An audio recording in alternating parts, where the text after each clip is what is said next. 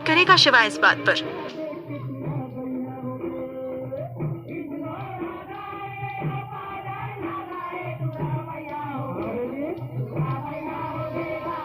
आरोही समीर के साथ रेस्टोरेंट पहुंची और वहीं पर शिवाय से टकरा गई।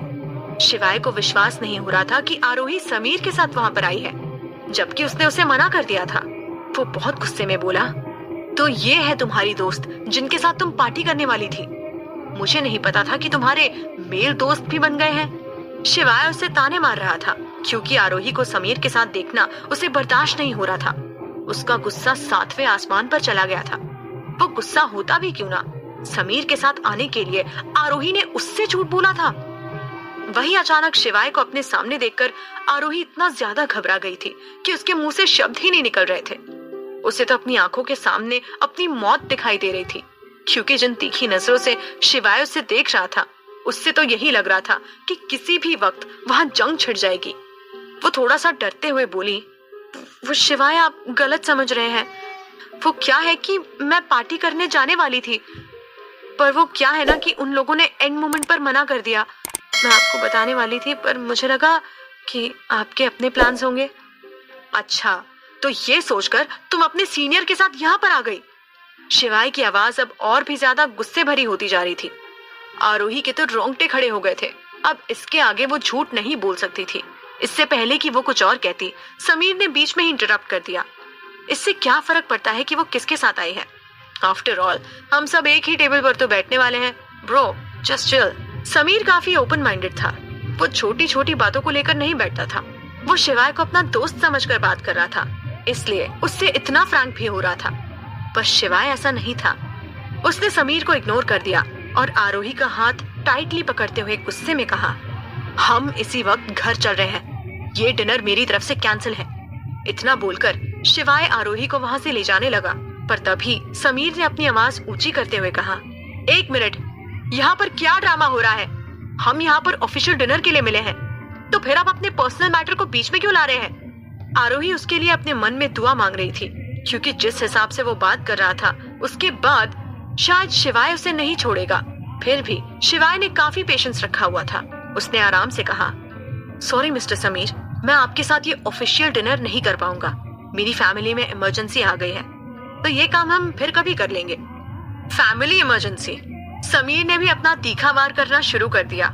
देखिए मिस्टर शिवाय, अगर आप अपनी फैमिली इमरजेंसी की वजह से यहाँ से जाना चाहते हैं तो कोई बात नहीं, मुझे कोई प्रॉब्लम नहीं है, पर आप इस तरह से फोर्सफुली मेरी असिस्टेंट को यहाँ से नहीं ले जा सकते। मेरी असिस्टेंट?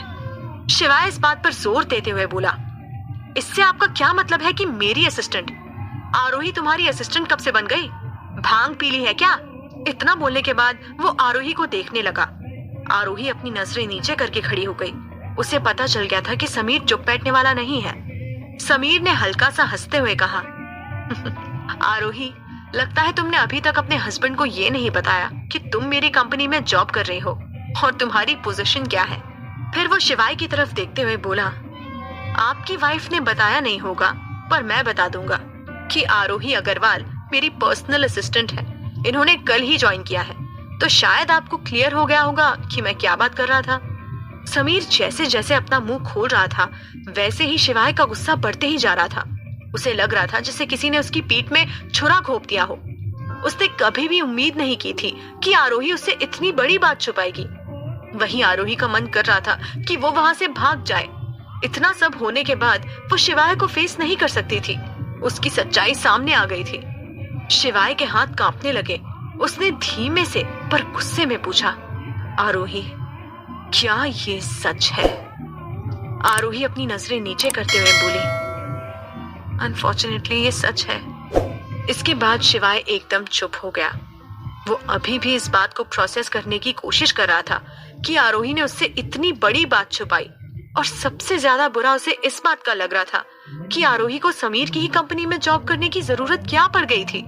आरोही ने उसका हाथ छोड़ दिया और इसी का फायदा उठाते हुए समीर ने उसका हाथ पकड़ लिया और बोला, चलो हमें डिनर पर चलना है।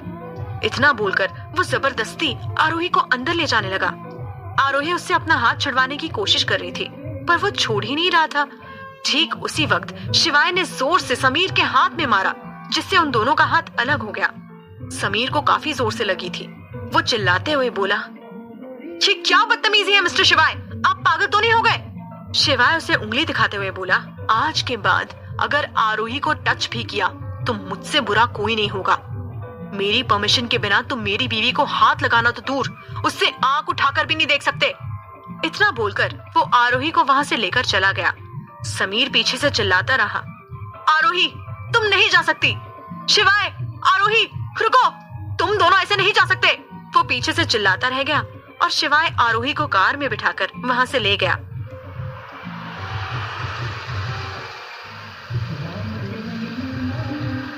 वो उसे जल महल की तरफ लेकर आ गया क्योंकि उसे थोड़ी शांति चाहिए थी। पूरे रास्ते उसने आरोही से एक शब्द भी नहीं कहा। वहीं आरोही इसी चिंता में बैठी थी कि कहीं शिवाय उसे बीच सड़क पर ना छोड़ दे। शिवाय ने अपनी कार पार्क की और वो दोनों एक कोने में जाकर खड़े हो गए। आरोही अभी भी डरी हुई थी। उसे अभी कैसे भी करके शिवाय को मनाना था। बहुत देर चुप रहने के बाद शिवाय ने फाइनली कहा, तुमने ऐसा क्यों किया? आरोही धीमी आवाज में बोली, क्योंकि मुझे बस एक जॉब करनी थी। उन दोनों के बीच में माहौल थोड़ा टेंशन भरा हो गया था। शिवाय एक बार फिर अपनी सख्त आवाज में बोला, क्या मैंने तुम्हें अभी तक अच्छे से नहीं रखा? मैंने तुम्हें किसी भी चीज की कमी होने दी? हाँ? आरोही इतना ज्यादा डर गई थी कि वो कांप रही थी। उसकी आंखों में आंसू थे। नहीं, मेरा वो मतलब नहीं था।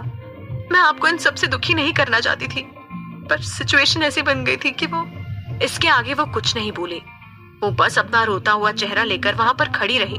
उसे देखकर शिवाय पिघल गया। उसने कहा, क्या तुम मुझसे इतना डरती हो? आरोही ने बिना कुछ सोचे समझे तुरंत हाँ कह दिया। शिवाय के लिए बस वही एक तीर के जैसा था जो सीधा उसके दिल पर आकर लगा। उसने आरोही का हाथ छोड़ दिया और काफी जोर से सामने वाली दीवार पर हाथ मार दिया। आरोही ये देखकर डर गई थी। शिवाय ने गुस्से में पूछा, तो क्या तुम अब मेरे साथ नहीं रहना चाहती? हाँ? आरोही को कुछ समझ नहीं आया। तभी शिवाय ने आगे पूछा, तुमने मुझसे झूठ बोलकर काम क्यों शुरू किया? तुमने मुझे जॉब के बारे में क्यों नहीं बताया? बात वापस से घूमकर फिर वहीं आ गई थी जहां से ये सब शुरू हुआ था। आरोही थोड़ा शांत होकर बोली, शिवाय प्लीज मेरी बात ध्यान से सुनिए। मैंने आपको इसलिए नहीं बताया क्योंकि मुझे डर था कि आप इस जॉब के लिए मना कर देंगे। शिवाय कुछ देर के लिए शांत रहा। आरोही उसे अच्छे से ऑब्जर्व कर रही थी। तभी वो कड़वी स्माइल देते हुए बोला, अगर तुम्हें पता था कि मैं इसके लिए अग्री नहीं करूंगा तो तुमने जॉब के लिए हाँ क्यों कहा? हाँ, अब सवाल यही था कि उसने हाँ क्यों कहा। क्यों आरोही इतना डेस्परेटली समीर के साथ काम करना चाहती थी? शिवाय के मन में काफी सारे सवाल उठ रहे थे। वो बस आरोही को ऐसे लोगों के साथ बर्दाश्त नहीं कर सकता था जिनके साथ उसका पहले से ही कोई रिश्ता हो, चाहे फिर वो प्रणव हो या समीर। वो बहुत पेशेंटली आरोही के जवाब का इंतजार कर रहा था, पर जब उसे सामने से कोई जवाब नहीं मिला तो फिर वो बोला, कहीं ये सब तुम उस समीर के लिए तो नहीं कर रहे? कहीं तुम दोनों के बीच कुछ चल तो नहीं रहा? मुझे धोखे में तो नहीं रखा जा रहा ना? उसके मुंह से ये सब सुन आरोही उसे बड़ी हैरानी से देखने लगी। उसे समझ नहीं आ रहा था कि शिवाय बिना बात के इन सबके बीच में समीर को क्यों घसीट रहा था। इसमें उसका क्या रोल? क्या शिवाय उस पर सीधा सीधा इल्जाम लगा रहा था? उसे ऐसा लग रहा था कि आरोही उसे चीट कर रही है। आरोही ने एक बार के लिए तो कुछ नहीं कहा और ना ही कोई ऐसे एक्सप्रेशंस दिए जिससे शिवाय उसे गलत न समझे। ये बात शिवाय को और भी ज्यादा बुरी लगी। लगता है मैंने बिल्कुल सही अंदाजा लगाया। तो मतलब मेरे पीठ पीछे अय्याशियां चल रही हैं। वाह आरोही, वाह, मुझे तुमसे ये उम्मीद नहीं थी। मुझसे एक बार बोल देती, मैं खुद तुम्हारे रास्ते से हट जाता। मुझे धोखा देने की क्या जरूरत थी? आरोही को अब समझ नहीं आ रहा था कि उसे शिवाय की बात पर हंसना चाहिए या फिर गुस्सा होना चाहिए। उसने खुद ही सब डिसाइड कर लिया था। उसने उम्मीद नहीं की थी कि इतना पढ़ा लिखा इंसान इस तरह से सोच सकता है। हो क्या गया था शिवाय को? वो इस बात पर इतना ओवर रिएक्ट क्यों कर रहा था? आरोही ने अब थोड़ा गुस्से में कहा, शिवाय आपको हो क्या गया है? आप किस तरह से बात कर रहे हैं? मैंने आपको कोई धोखा नहीं दिया। सीरियसली आपको लगता है कि मैं उस समीर को पसंद करती हूँ? ओह गॉड, मेरी चॉइस इतनी भी खराब नहीं है। अब उसे भी गुस्सा आने लगा था क्योंकि शिवाय उस पर शक कर रहा था। उसे लग रहा था कि वो समीर के साथ मिलकर उसे धोखा दे रही है, जबकि ऐसी कोई बात नहीं थी। क्या आरोही शिवाय को अपनी प्रॉब्लम समझा पाएगी? क्या वो उसे एक्सप्लेन कर पाएगी कि उसने ऐसा क्यों किया? क्या शिवाय उसे माफ करेगा?